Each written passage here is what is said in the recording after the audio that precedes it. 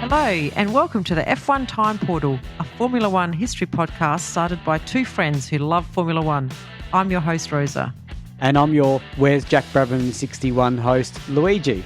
And today we're taking you back to the 61 season and wrapping it up. So let's go. Okay, that was an interesting introduction, Luigi. I think you gave a bit away. Well, he's been missing most of the year, right? Yeah, I know. So I want him back, you know? Yes. I want him back. Double defending world champion, Australian. We want to hear more from him. Yeah, I mean, the sad thing is we're doing race 6, 7 and 8 right now. And I don't think there's any spoilers. He gets no points. No, that's right. Exactly. And he's nowhere on where is he on the Drivers' Championship standing? Nowhere. I don't. It's in the bottom yes. part. Yeah. Yeah. He's even being beaten by his Cooper teammate, Bruce McLaren, who's in the midfield. Yes. So, yeah. So I'm giving him the respect that he deserves because we want him back. Yes, we do. Okay. Yes, like you said, we're doing race 6, 7 and 8. So this race 6 is the German Grand Prix. It's August the 6th and it's at the Nürburgring. It's 15 laps. Only 15 laps because it's a 22-kilometre track. And it has 26 drivers and a 4x3x4 grid formation. Yeah. So yeah, we're as I said, we're at the Nürburgring. You can always tell we're here because it's only got 15 laps. But the Nürburgring is really renowned for having cars needing to be really good handling, and speed isn't that important here, I don't think. It's more about getting good exits out of the corners and preparing for the straights and all that kind of stuff.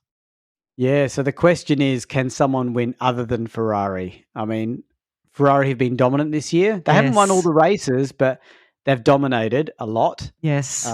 So will this track mix it up? Well, we'll have to wait and see. So Cooper came to this race with their new V8 Climax engine and a modified chassis for Brabham to drive. There you go. Brabham's driving a new car. This helped him get to second on the grid with a lap time of 9 minutes, 1.4 seconds. Phil Hill, however, took pole with 8 minutes, 55.2 seconds. Yeah, so that's pretty impressive. This is the first time a lap was done at this track under 9 minutes. And wasn't it good that I made that Brabham comment in the intro? Because of that, I put him up on the front row. You did. So you can thank me for that. Good on you, Louis. Yeah. So, you're welcome. Moss lined up third, just 0.3 seconds behind, and Bonnier fourth in the Porsche. So this is the first time in a long time we've seen 4 different marks on the front row because we've had lots of Ferrari lockouts. Yes. Unfortunately, Clark damaged his car beyond repair during practice, but he was able to drive in the spare car for the race. Now, this is the first time I think we've heard the term spare car. Is that right? I think you're right. I don't think we've ever read of anyone like damaging their car and able to get into a spare car. I mean, they've always had to take over the car of their teammates. Or something like that. Yeah.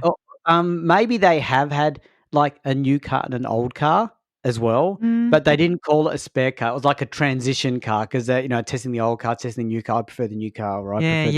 Yeah. So, this is the first time that we've seen the word spare be used. So it's just interesting, right? So again, if it's mentioned for the first time in the Mike Lang's book, it's the first time it happened. Yep. So race day brought heavy showers at lunchtime and had everyone guessing whether to use the normal tyres or the wet tyres for the race. Interesting that a decision can make or break your race. And I'm guessing they had very little in the way of rain radars or weather like predicting technology. So that, it all came down to gut instinct, driver skill, looking at the cloud, looking at the sky. Yes. I'm imagining the amount of looking at the sky was way higher proportionally than it is today. Today, you're looking at a computer screen. And looking at the sky a little bit, but mainly the computer screen. But I then agree. it was not just above you, but what direction are the clouds coming in at That's and right. what speed. Yeah, Yeah, really interesting, isn't it? it is. I can only imagine the same. Like, I don't know when weather technology really came to the party, but yeah, Yeah. I can only imagine back in the 60s, it's what you just described. So anyway, There it would be there's another interesting. there's another episode, Yes. rain Yeah. predicting technology. Okay, so we'll see what happens. And just a little bit of a nice thing at 2 p.m. race day, Fangio let the drivers go. That's really nice, and remember he had that awesome win, was it Yes. 57? That one of the Yes. greatest wins of his career where he basically dreamt about the race. Yes. After the race, he couldn't sleep because he was still driving it in his mind. That's Yeah. amazing, amazing story. Yeah. And he loved this track. I think he ended up loving it when Yeah. his career was done. So yeah, it was nice for him to set the drivers off. So Mm. Brabham made the best start with his new V8 engine, but in less than a minute, he hit a wet patch and spun off into a hedge. A safety A hedge, you mean? safety hedge, yes. I think that's Did that the ha did yeah. that hedge have a rollover bar? Yeah. So Moss was now leading and was fending off the charging shark nose of Phil Hill. After 5 laps, Moss had a 15-second lead over Phil Hill, with Von Trips now only 6 seconds behind Hill. Well, first of all, wow, Moss. Yeah. This was not the car of the year, but he must have had wets and the Ferraris must have been on the dries. There must have been a difference in strategy. Well, Luigi, you'd be right. Okay. Track was drying out fast, and Von Trips in particular was taking advantage of his dry tyres and moved into second place to chase Moss, whose decision to put on the wets was now looking very questionable. Both Von Trips and Phil Hill were lapping much faster than Moss, and they closed the gap to just 6.9 seconds. With 3 laps to go, Moss's tyre decision was now an inspired choice as the rain returned, and he immediately began to consolidate his lead, leaving the 2 Ferraris to battle it out for second place. That's really when you have to remember 3 laps to go is like 30 minutes. Yeah. Just to put that in perspective. And I wonder if the 2 Ferrari drivers, they're the protagonists for the championship, aren't they? I wonder if they're Yeah. going to have a little bit of a issue with one another. Yes. Well, I think if I, as a Ferrari fan, was watching this race live, I would have a little bit of a heart attack because, yes, they nearly do take each other's cars out. They both spin off sideways through a puddle for some distance before Wow. getting their cars under control. Yes. Wow. So, yeah, Von Trips eventually won that duel by 1.1 seconds, but Moss had won the race by over 20 seconds. So this is an amazing performance by Moss. Excellent tyre choice. He took a chance and he held it out when the weather went against him. He held his position on the dry track and just amazing skills. Really impressive. Yeah. The other thing that's interesting is when I tell you the Drivers' Championship, so Von Trips is leading with 33 points. Phil Hill is second on 29 and Moss is on third with 21. If Von Trips and Phil Hill had taken each other out, this would have been quite close and surprisingly slow. Yeah. So yes. So it's, as it turns out, it's not because they do come second and third. But I'm just saying, if they took each other out, Moss may have had an outside chance for this championship in a car that was clearly not the best car. Yeah. Yep. Yeah. Ferrari's dominating the constructors as well with 38 points. And Lotus is second on 24 and Porsche third with 11. Okay. Race 7, Italian Grand Prix, Monza. Always an interesting race. Always going to be interesting, yes. Mm. So it's September the 10th. It's 43 laps. There are 32 drivers and a grid formation is 2x2. So this race is a showdown between the 2 Ferrari drivers. So because this is the second to last race of the season, the team had already won the constructors' title. So it was a straight fight between Von Trips and Hill for the drivers' title.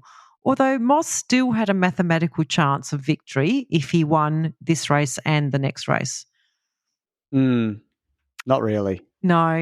I mean, at least he knew the maths. And the maths was better than Musso knew. Our friend Luigi Musso. Yes, that's right.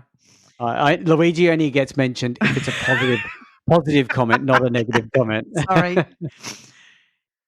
So, yeah, Von Trips had 33 points and Phil Hill had 29. So he was expected to take the title, Von Trips. He was in the lead and, yeah.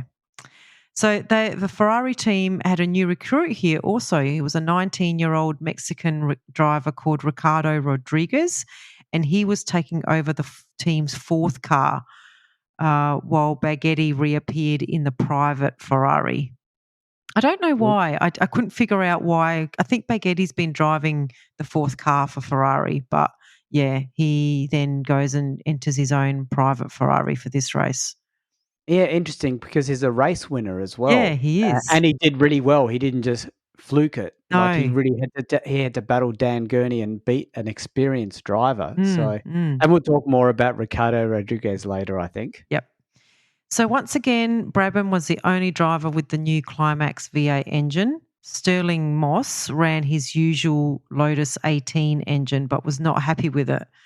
And Ireland let him have his factory Lotus 21. This is where it's interesting because aren't they technically two different teams, Lotus and Rob Walker team? Yes. So how is that allowed? Where is Ugolini when you need him? Do you even know, or even the governing body? Is this allowed? Like, you can just give someone else your car? I mean, why doesn't Ginther from Ferrari give Moss a spin in the shark nose? I mean, where's the line? I mean, I know. especially if Ginther and Moss agree to meet on the opposite side of the track.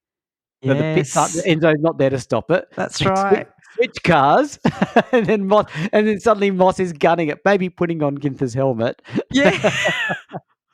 I know. It was really weird when I read that. Yeah. I also had to check. It sounds fun. It sounds fun, though. It does sound fun. It made me think, wouldn't it be awesome if all the drivers, if they had a 20-day experience 10-day experience, because there's 10 teams in F1 2024, where on day one, all the drivers get to drive the Red Bull. Yeah. And then day two, all the drivers get to drive the Mercedes, and they all get to critique it, comment on it, see their times. Wow. And obviously, we can't count the Red Bull drivers against. So it's all the non-Red Bull drivers are comparable, not the Red Bull drivers, and the same for each team as you go forward. That would be more interesting than a race to me. Well, in today's day and age, yes, possibly. Yeah. Hopefully not for very long, though. Yeah. Okay. Okay, so the organisers wanted, as usual, the organisers of this race always want to give the advantage to Ferrari team, don't they? So they decided to use the combined oval and road course again, so with the new banking. So this made the Monza the fastest circuit of the year. And don't forget, this circuit was boycotted by the British teams last year because of the terrible quality of the extremely rough and bumpy concrete banking, which was of such poor quality and design that it even went as far as to badly affect the structural strength and reliability of the cars, particularly in regards to the car's chassis and suspension. But this time the British teams relented and they all competed at this year's event. So it's interesting that they didn't want to miss out again, and maybe Moss knew he was a mathematical chance too. Yeah, maybe. Yeah. So there was a huge entry of 37 cars for this race, and no restriction was being made to the number of starters, providing that each driver recorded a time no more than 15% slower than the second fastest practice time. Yes, this is very similar to the 107% rule of today being 2024 for qualifying, and we can see the origins come back to this era. So, yeah, apparently this rule was introduced in, I think, late 96 to about 2002, then again in 2011 when the knockout format for qualifying was introduced. Yeah. So it's interesting to see how qualifying has evolved. Yes. So, as expected, the powerful Ferraris were very impressive. Von Trips was on pole with Rodriguez second in the old V6 Ferrari engine. And he then becomes the youngest driver ever to set a to start a world championship Grand Prix race. And Ginther then is in third, and Phil Hill fourth, and Graham Hill sharing the third row with Baghetti. So Clark is in seventh on the fourth row, and Brabham is in 10th on the fifth row. Brabham, what's going on? Yeah. So Graham Hill and Moss reverted to their old, more reliable 4-cylinder engines for the race. It sounds so bad, doesn't it? Because they've got this 8-cylinder Yeah. high-risk engine sitting there, Yep. and 8-cylinder sounds so much cooler Yeah, it than does. 4-cylinder sounds like the car I had when I was a Yeah, teenager. that's right. So at the race start, the Ferraris did not have things all their own way. For Graham Hill, Clark, and Brabham all succeeded in splitting them up. What a great start by Clark and Brabham. So there I had a go at Brabham, but Yeah, he's coming he's good. doing it when it counts, Yeah. yeah. By the end of the first lap, it was Ginther, Phil Hill, Rodriguez, Brabham, Clark, Von Trips, and Baghetti. But on lap 2 came one of the worst tragedies in the history of motor racing and would cast a shadow over the Italian Grand Prix for years. So, yeah, approaching the Parabolica, Clark and Von Trips collided. Clark crashed without injury, but Von Trips's Ferrari went through a spectator fence, went up an embankment on the left, and was tossed into a roll into where the spectators were standing. Von Trips was thrown from the car. He landed on the track, broke his neck, and was killed along with 14 spectators. Pretty horrific. This banking was also the cause of Berra's accident too. Mm. And it's really bad to hear this. I'm just hoping they stopped the race. The organisers decided not to stop the race, allegedly to avoid the spectators going home in a en masse and jamming the roads around the stadium and the track, and impeding the rescue work or the ambulance and medical officers coming in to help the injured spectators.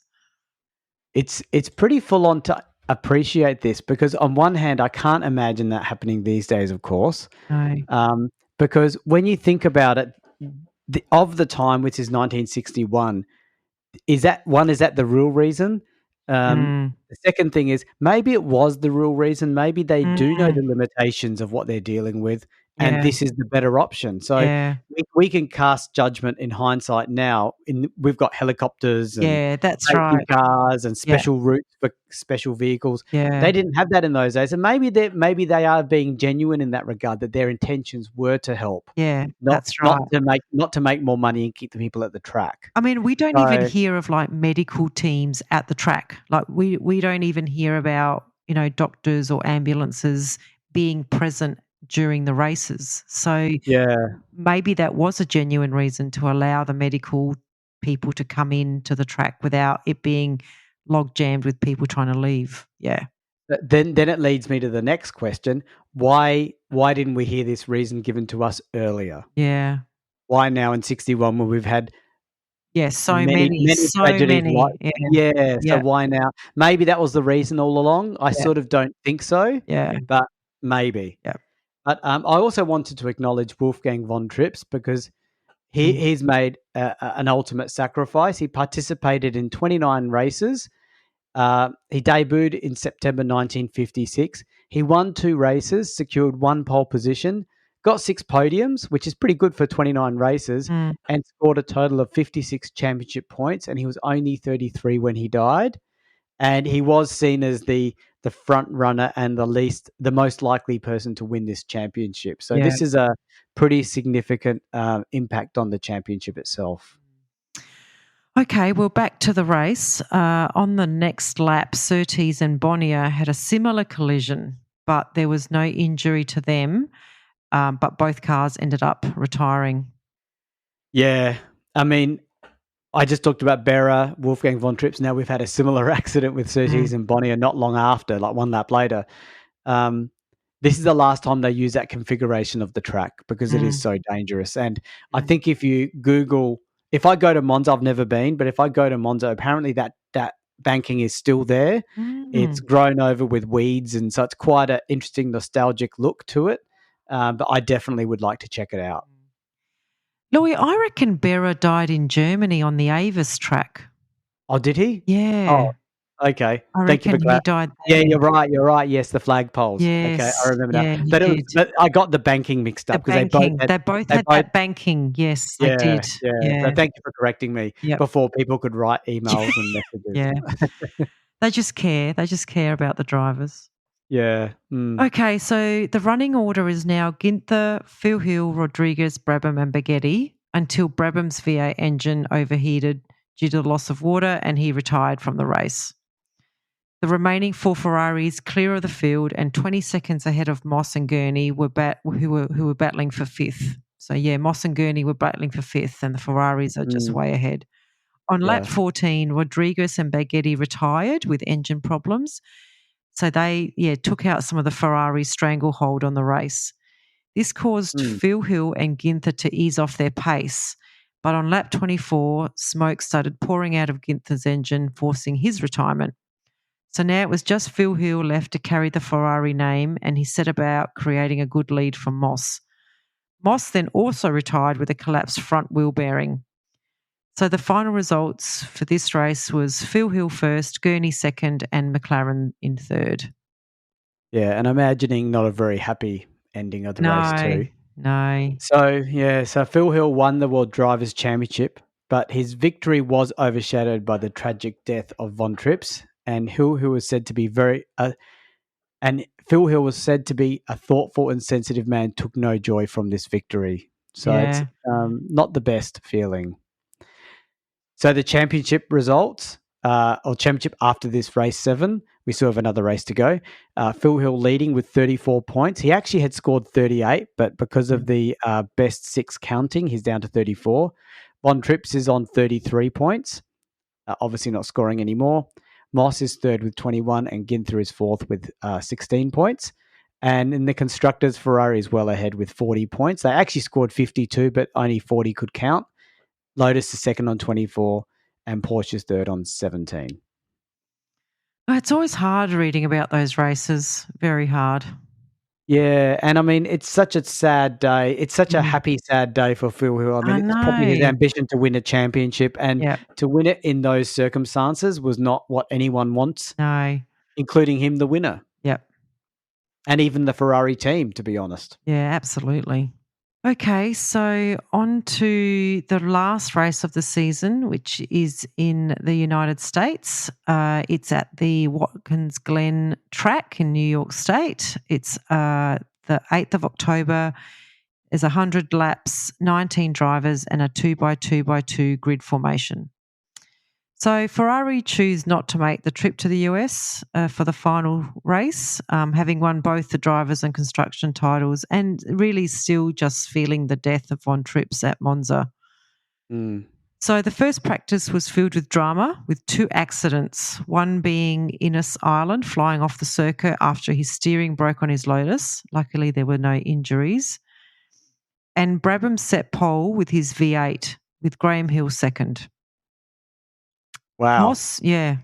This has come out of the blue a little bit, but I guess there's no Ferrari, so... No, that's right.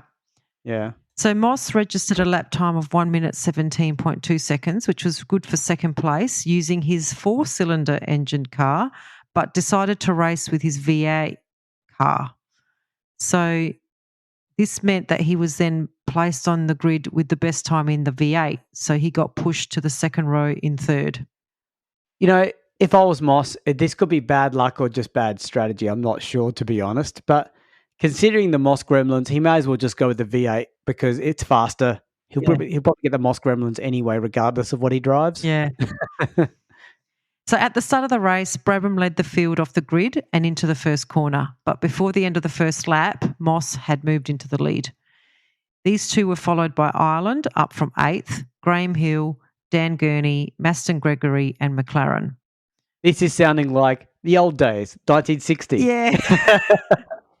all the drivers in the British teams. And no Ferraris. It's like nostalgic. On lap 3, McLaren moved up to third when Ireland spun on oil at the end of the straight. He recovered and continued in 11th. By lap 10, Ireland had already moved up to fourth, behind McLaren's Cooper, as Moss and Brabham continued to draw away at a second a lap, swapping the lead back and forth. Like 1960 and Yes. 59, like the old days. Like the old days, yep. Mm. On lap 34, Brabham's V8 began to leak water and overheat. With puffs of smoke appearing from the left side exhaust, the Cooper dropped back from Moss and finally entered the pits on lap 45. After taking on some water and returning to the race, Brabham completed only 7 more laps before retiring. Wow, this new V8 engine by Coventry and the Climax is Climax. just not a very reliable car engine in race configuration. It's had so many troubles. Yeah. So, yeah, Brabham's out, unfortunately. So now leading by over 40 seconds, Moss seemed on his way to a comfortable victory. Any thoughts on that, Luigi? Well, I did say he was taking the faster engine and the Moss Gremlins will come anyway. Yep. Let's see. I have looked ahead, but I've forgotten. Yeah, So let's okay. see. So, yes, he started having oil pressure issues and it started to drop. And on lap 59, his dark blue Lotus peeled off and retired suddenly, handing the lead to Ireland. Yeah. Okay, there you go. Hill was right on Ireland's tail, hounding him for 15 laps until he too suddenly coasted down the pit lane with a loose magneto wire. They're like dropping like flies here, and we're going to have to start talking about the support cars. This is I know. this is like the Monaco Grand Prix of 1960 when there were 4 cars left. Yeah. Well, is it fair? I sort of see Ireland in the support cast, but anyway. Yeah, he is. Yeah. He has a long career though, but yeah, he's not a number one. No. So the With all next, due respect, there still means he's a great driver. he's a Don't get me great wrong, driver, everyone. absolutely. Yeah. So the next challenger was Roy Salvadori, who began trimming the lead from 20 seconds down to 5 with only 5 laps left. But with just over 3 laps remaining, Salvadori's privately entered Cooper blew its engine. Wow, how annoying for him. Yes. Ireland couldn't. His window of opportunity. Yes. You know? Ireland couldn't ease up, however, as Gurney was only 5 seconds away. But that's how it stayed, and Ireland went on to win his one and only championship race. He was quoted as saying, "I was lucky. I could not take Moss or Brabham. Their cars were too fast. I had no fuel pressure in the last 10 laps and ended up with a thimble full of gas at the finish." That's so funny. Yeah. And you know what? It's really nice to have a driver just tell it like it is. Yeah, yeah. He's admitting he was lucky. That's right. He didn't have the pace, but you know, he took the win. Good on him. And I'm proud of him for just calling it. Yeah. So Brooks came in third in his BRM. Again, we haven't heard from Brooks at all, but yeah, BRM have just been nowhere. And that was their first finish of the season. Their best finish of the season. But he announced his retirement from F1 after this race. Yeah. And Brooks never won the championship, of course, and was overshadowed by some illustrious names of this era. But he did actually get 6 wins to his name, which is quite a lot for that era, and was widely regarded as highly accomplished and a professional racing driver. Keep in mind, there's some drivers that were right up there for the whole of the 50s, like, say, Berra. He got no wins. So to get 6 wins in the company of Fangios and Ascaris and Moss and Hawthorns, that's a pretty impressive outcome, and good on him for surviving a very dangerous racing era. Yeah, that's right. Yeah. So the championship, the final positions, Phil Hill first with 34 points, Von Trips second on 33, Moss third on 21. So no points for the top 3. And Ferrari won the Constructors, 40 points. Lotus got close with 32, not far behind, but not really in the running. And Porsche third with 22. Yeah, where was BRM? They were way down, were they? Oh, they got 7 points. Oh, gosh. Yeah. Okay, well, that's their time will come. Yeah, I'm sure it will. So, yeah, that's it for 1961. So, yeah, I mean, I really enjoyed seeing the Ferrari dominate this season, and they produced a fantastic rear-engine car. And, yeah, it goes to show what you can achieve if you're just open to change, as I'm sure many people would have reminded Enzo, or perhaps not. I reckon he would have just shouted at them. I think they would have said, they would have made somehow Enzo was right, even though he was wrong. They would have done something like that. Some sort of conversation which made this all Enzo's idea. Yeah, absolutely. Yeah, definitely. But, just going through the season now, there were so many accidents and incidents that happened to the supporting drivers, which we just didn't mention. Like there were a lot of cars bursting into flames or things just breaking, mostly on the Lotus. Luckily, it didn't result in further injuries or fatalities, but it just highlights what the pursuit of speed meant in this era. And it just meant lighter, more fragile cars. Yeah. Yeah. So I think, like Brabham was just a casualty of Cooper not keeping up with the development race. And I think he finished 11th in the championship. Yeah. And it just shows that F1 was fast moving. Cooper were dual champions. Yeah. And suddenly they're 11th. It shows if you don't keep your finger on the pulse, you can slip pretty badly and pretty quickly. Yeah. What did you think of the season, Louis? Well, I had a few thoughts. The first thing I wanted to mention is, before I go into my thoughts, I was going to say, did Phil Hill deserve this championship? I say yes, even though him and Montrips were really tight. Yeah. But let's not forget, Phil Hill made that silly decision to try to pass Moss at that race earlier in the year, and he threw away a potential win. So he would have been quite a bit up, I think, if he hadn't been. So brain fade's a brain fade. It happened. Yeah. Moss winning that German Grand Prix was really spectacular for me because he was right up there all year, despite being in a vastly inferior car. So he was a bit of a thorn in the side for that Ferrari dominant car. But how can we go past the dominance of this car? It was amazing how the politics of the new regulations backfired on the British teams. Yes. And I do think maybe they handed Ferrari a leg up, being too focused on the protesting and not on the parallel path of developing a car and protesting. They may have handed Ferrari a leg up, but I still think Ferrari would have won this regardless because this car was a very good car. And like I said, I think Phil Hill was ultimately the deserving champion, but Von Tripp's very sad about his passing. Very disappointing, unfortunately. Okay.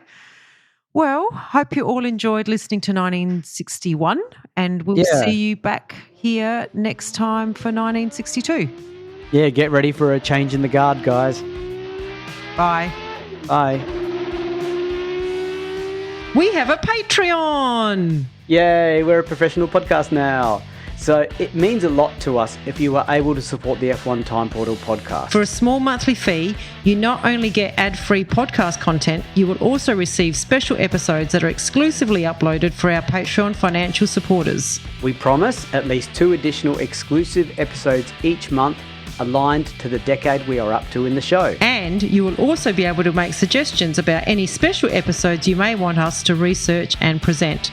We can't promise that we can do all of them, but we will consider them. So, if that sounds like an entertainment bargain to you, go and sign up at patreon.com/F1 Time Portal today. If you're enjoying our podcast, please tell your friends and non-F1 friends alike. Yeah, and don't forget to rate us 5 stars or whatever highest is available on the podcast platform that you use. We have a range of social media handles for you to connect with fellow listeners, so look up F1 Time Portal on all the usual platforms. Or visit us at www.f1timeportal.com or email us at f1timeportal@gmail.com. We would like to give credit to our primary reference materials, a series of books called Grand Prix by Mike Lang. We also use many other written and digital references, which are in our show notes. Thank you for your support. Thank you.